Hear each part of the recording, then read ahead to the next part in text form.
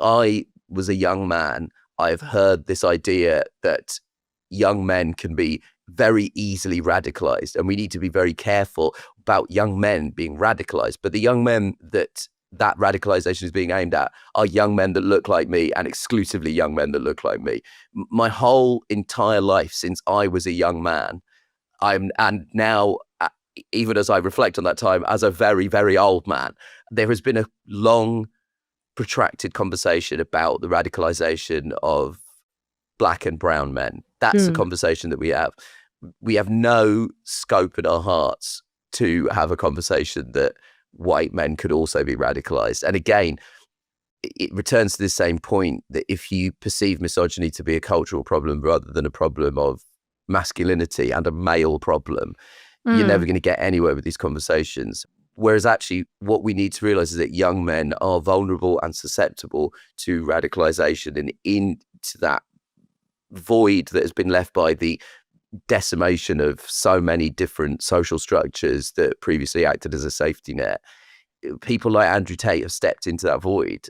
I get really upset because I had this moment where I'm like, how many young girls have to die? Like, genuinely, what is the number? What is the number before everyone is like, okay, right, fuck the big tech, just fuck them, and, fuck the fiscal rules. This is a crisis. We need to protect these young. I don't know why that hasn't come, and when it will come, it really genuinely rankles me. And I know, and in a way, you sort of think, oh, maybe this is something that exists outside of politics, but it doesn't. It's a pure politics story. So, I was talking about some of the posts I saw talking about like the culture warness of it. And one of them was saying, it was from Toby Young, if you're interested. There has never been a point where I have ever thought or said out loud the words, I am interested in Toby Young.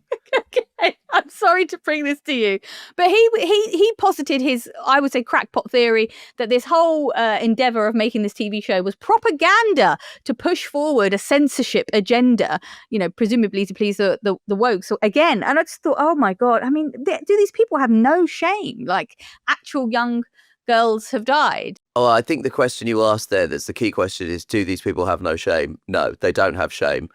All of them were born with a terrible disease that makes them entirely immune to the ability to feel shame. And that's the real discussion we should be talking about. That is the real discussion. No one is talking about congenital shamelessness disorder, CSD. No one is talking about it. And we need to be talking about it, because everyone with CSD, there is a 100% take-up rate in people born with CSD and people who have stupid opinions that they're paid for in the press.